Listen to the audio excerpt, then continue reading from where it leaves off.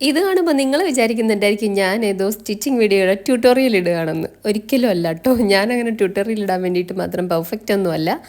എനിക്ക് അറിയാവുന്ന രീതിയിൽ ഞാനങ്ങനെ എന്താണ് പ്രൊഫഷണലായിട്ട് പഠിച്ചിട്ടൊന്നുമില്ല, അല്ലെങ്കിൽ ഒരു കോഴ്സായിട്ട് എടുത്ത് പഠിച്ചിട്ടോ അല്ലെങ്കിൽ ഒരു ക്ലാസ് അറ്റൻഡ് ചെയ്ത് പഠിച്ചിട്ടോ ഒന്നും അല്ല കേട്ടോ ഞാൻ സ്റ്റിച്ച് ചെയ്യുന്നത്. എന്നാൽ ഞാൻ എൻ്റെ 18 വയസ്സ് തൊട്ട് സ്റ്റിച്ചിങ് തുടങ്ങിയതാണ് കേട്ടോ. പക്ഷേ പഠിച്ചിട്ടൊന്നുമല്ല.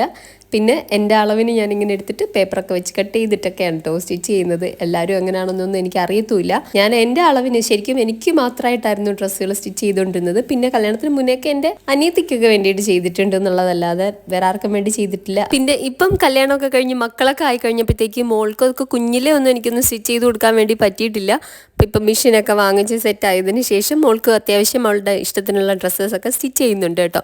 ഞാൻ എൻ്റെ ഡാൻസ് പ്രോഗ്രാമിന് വേണ്ടിയിട്ട് എടുത്ത ഒരു സാരി വെച്ചിട്ട് അവൾക്ക് ഗൗൺ വേണമെന്ന് പറഞ്ഞിട്ടുണ്ടായിരുന്നു. കാരണം ആ സാരി അവൾക്ക് ഭയങ്കരമായിട്ട് ഇഷ്ടപ്പെട്ടിട്ടുണ്ട്.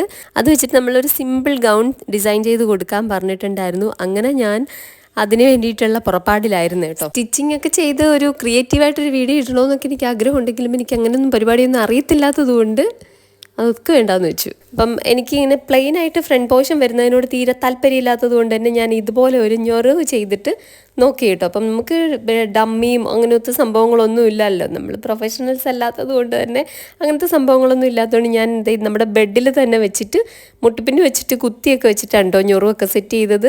ഏതായാലും സംഭവം സെറ്റായിട്ടുണ്ട്. 2 സൈഡിലേക്ക് ഞാൻ സെറ്റ് ചെയ്ത് നോക്കിയതായിരുന്നു. പക്ഷേ 2 സൈഡും എനിക്ക് കുറച്ച് ബോറിംഗ് ആയിട്ട് തോന്നി. നിങ്ങൾ പറയട്ടോ 2 സൈഡും ചെയ്യുന്നത് ഭംഗി ഉണ്ടായിരുന്നോ എന്ന്.